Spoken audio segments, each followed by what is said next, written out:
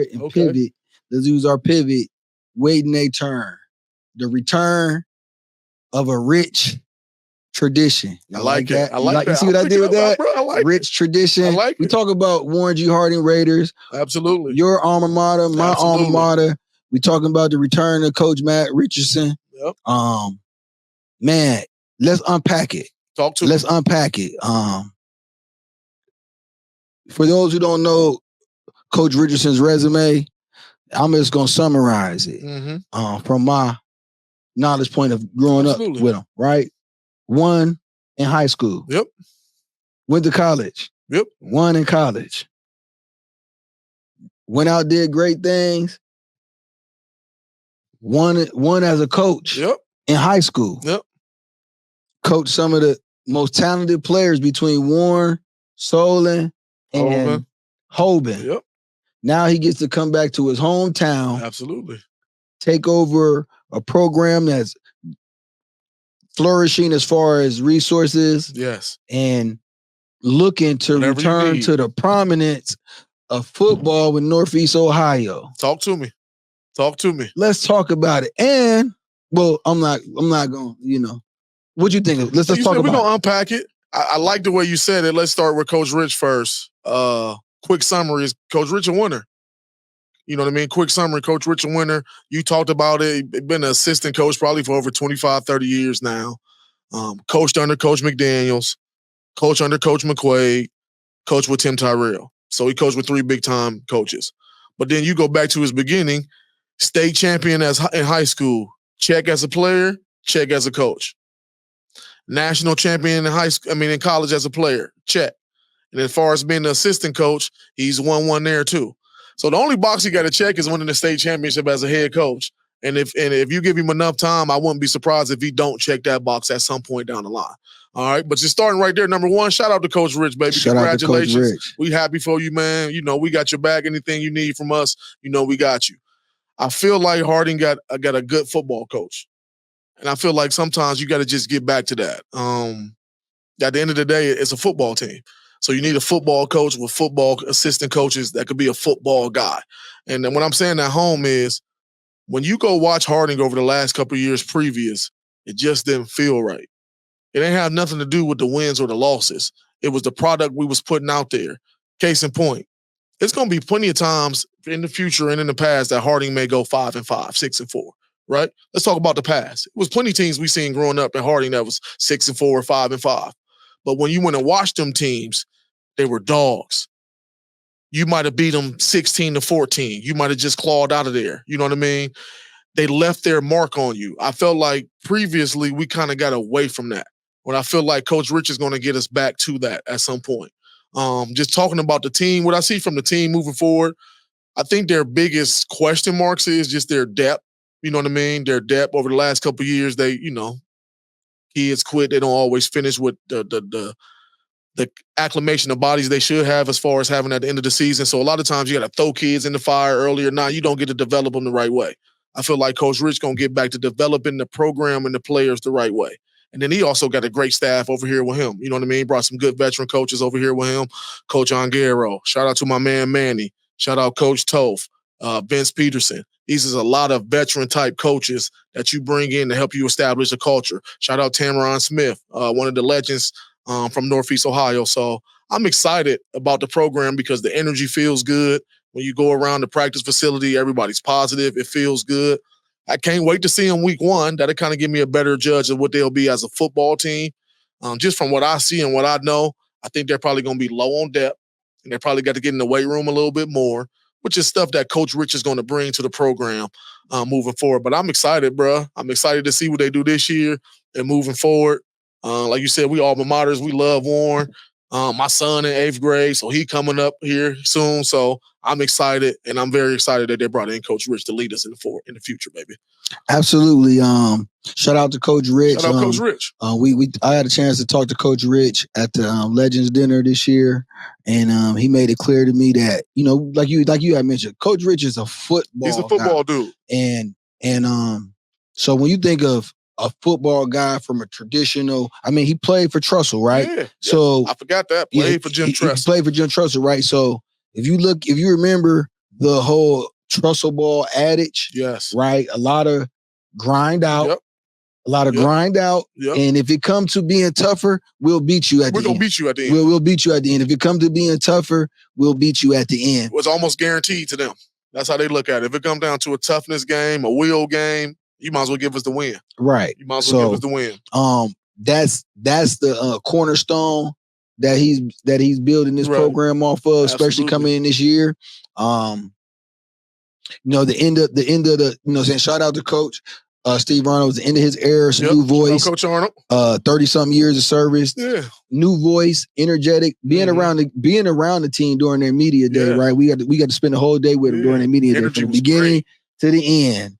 And that energy around them, like, and just from last year to this year, right? Like, from last year to just being around them guys, like, some of them 17 years old, I didn't know they had teeth because I didn't see them smile. Never seen them smile. Never seen them smile. So that's a great point, though. Right? That's a great point, bro. So just they got new energy. They got a new staff. They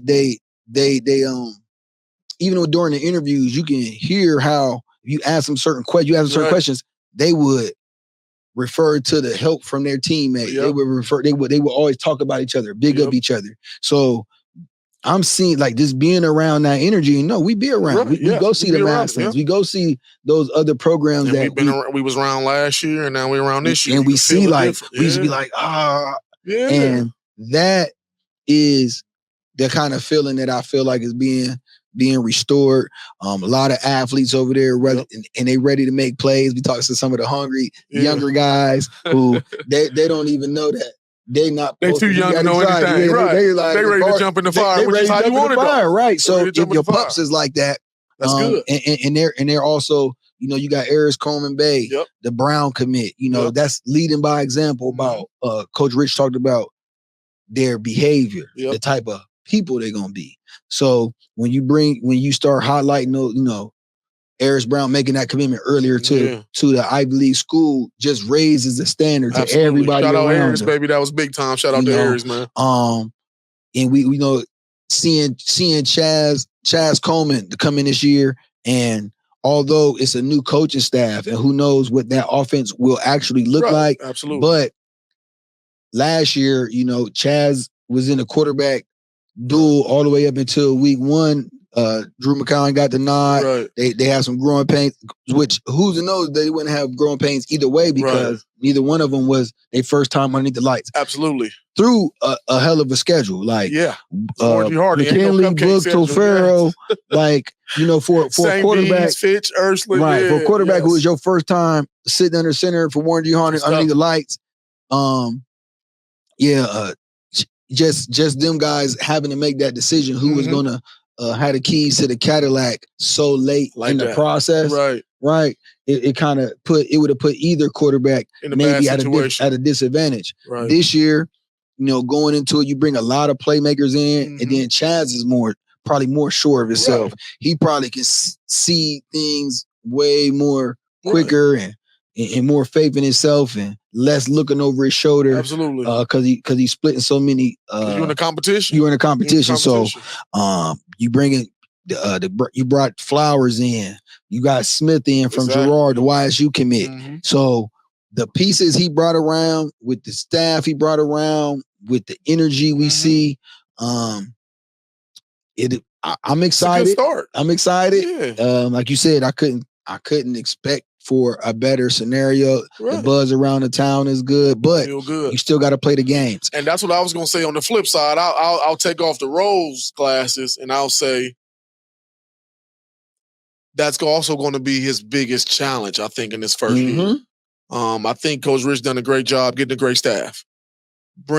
He's doing a good job of bringing energy as far as building relationship with the kids, but also being that old school good football coach and having non-negotiables. That's one reason why I like asking the kids the question. I don't want to give them too much, but what's one thing that'll instantly make Coach Rich mad? Right. That let me know if the chemistry and the relationship is getting built. Because every time I asked that question, a kid had an answer. And it was the same answer, which lets you know it's one sound. It's everybody like. That's my point. So now I just think the next thing moving forward is, okay, Now we got to teach our kids about being tougher and fighting through adversity. And learning how to win. And when I say that, and kids in Warren know that kind of my mentorship, they know I tell them this to their face. So this ain't nothing like me on my show talking. Right, absolutely. We'll always have skill. The city population is going down, so we might not have it every year, but we're always going to have skill at some point. A good enough skill that can win a lot of games, go to the playoffs, and win state championships. Right. It's Warren reproduce that. We're not tough no more. We got to get back to that. And when I say that, just think about last season. Again, this is stuff I tell the kids to their face, so I ain't picking on nobody. The truth is the truth. How many games did we see Harding play last year where one team come out before the game, that one team go in at halftime, and the team come out, and there's 10 of them in street clothes? That's fighting through adversity. That's being tough. And I'm not saying you're never going to lose a rep. I played on a team that went to the state championship. It was a lot of halves. We got our butts kicked. It ain't always glory, but you also got to have some dog to go in that locker room and say, look at your teammates and say, no, this ain't about to keep happening. Right. When we get back to that, mixed with our skill and then having a good coach and a good staff, that's when we're going to take off. So I feel like the first line, Coach Rich knocked that out the box, bringing his energy back in, bringing a great staff in, right, setting that discipline, but also being able to build relationships with them. You know what I mean? You got to be a human because eventually they're gonna either go play for you or not. At the end of the day, when you're the head coach, they either going to play for you or not. When they walk out that tunnel, it ain't no in between. They either hate their head coach or they love their head coach. Ain't no in between with a head coach.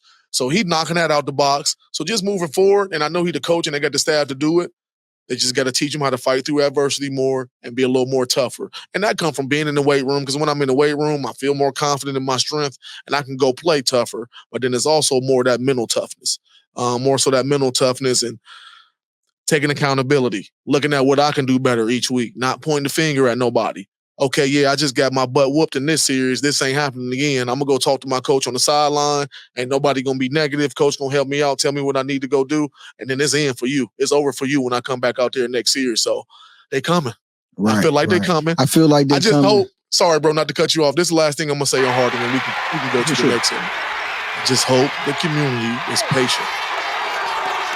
This is what I'm saying. I know Warren. I'm about to be 40 now. Like, it's like a professional team. I always say Warren Harding is like one of your professional teams in a big market. Warren ain't a big market, but Warren G. Harding is a big time thing. For sure. I just hope people don't think new coach, new staff, everything just gonna instantly change and we're gonna go 10-0, we're gonna make it to the state championship. Be patient.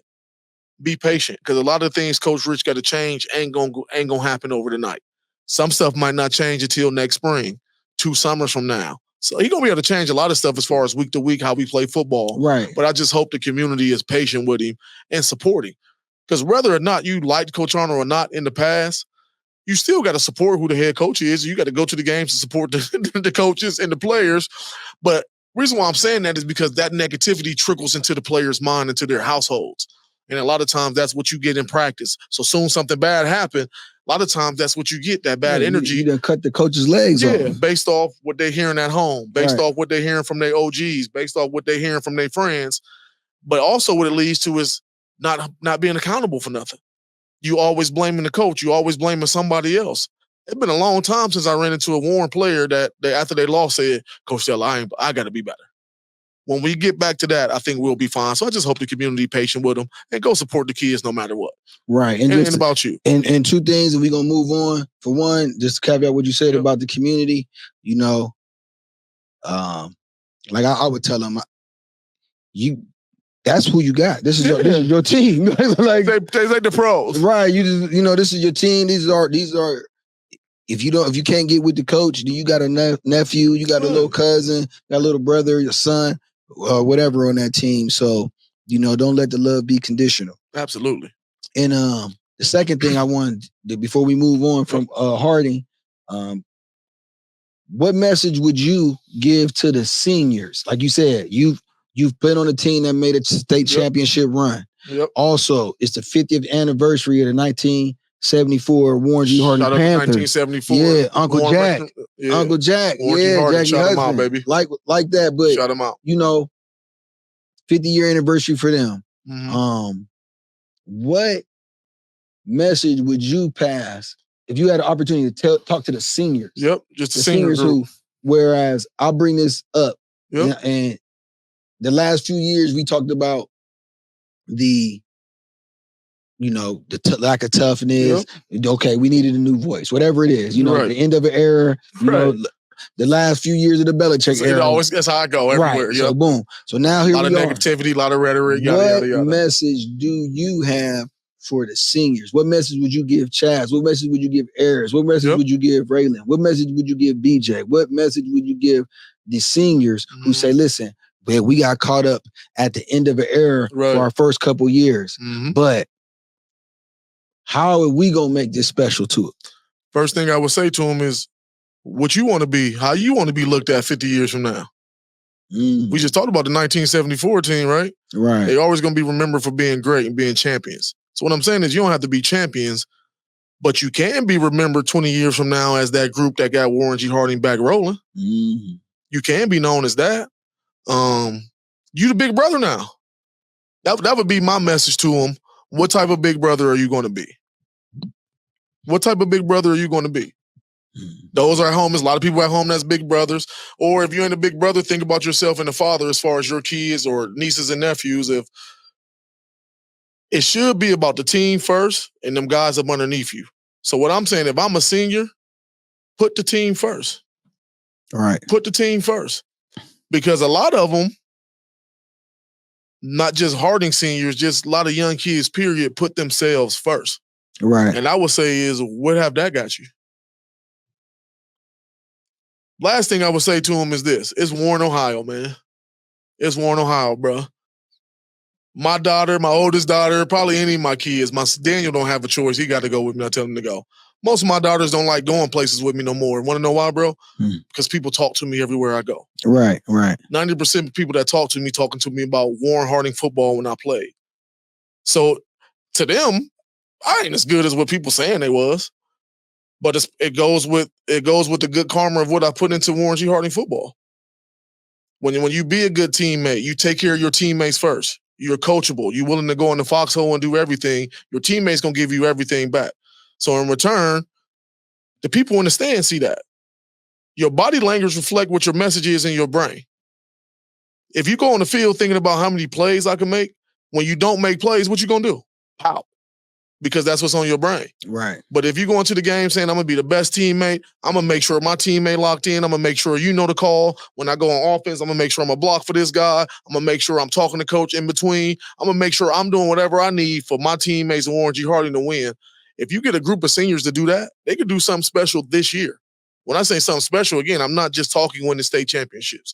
You can have special seasons without winning state championships based on the narrative around your team, where you coming from, all that type of stuff. So my thing to the seniors, I would say, what do you want to be remembered as? Or do you not want to be remembered? Ain't no in between. It's Warren, Ohio. You either going to be remembered as a senior class that got them back going, a good class, or you're going to get swept underneath the rug with the last couple years and saying, because that's what people say when you leave. You can say one thing in one conversation. As soon as you walk out of conversations, Warren people like, man, they would suck. They ain't win nothing. Right. Because the older you get, the longer you get from sports, it's not about you, just like it's not about you right now. I'm blessed that I played on a team that made it to the state championship. We didn't close the deal, but I'm blessed because my kids get to see people treat me a certain type of way. It ain't about me. I don't care. You know what I mean? But my kids get to see people treat me a certain type of way. When in essence, hopefully they take from it, my dad was a good person. My dad was a good teammate. My dad was coachable, and my dad was a captain of that team. Because we just trying to teach life lessons more so than anything. So I would just say to the seniors, do you want to be remembered or not? Right. Go ahead and say it, because your son in there. Say, and your dad was a dog. Go ahead and say it. Say your dad was a dog. I'll say it. And your dad was a dog. Speaking of dogs. Like I did that. I like how you did that, bro. I like how you did that. Speaking of dogs, we moving into. I think Big L. I think he might have a mixtape coming out, y'all. I think he might have a mixtape coming out, y'all. If I did, it'd be straight ism for y'all. Let's talk about the dogs, though. Let's talk about the dogs, man.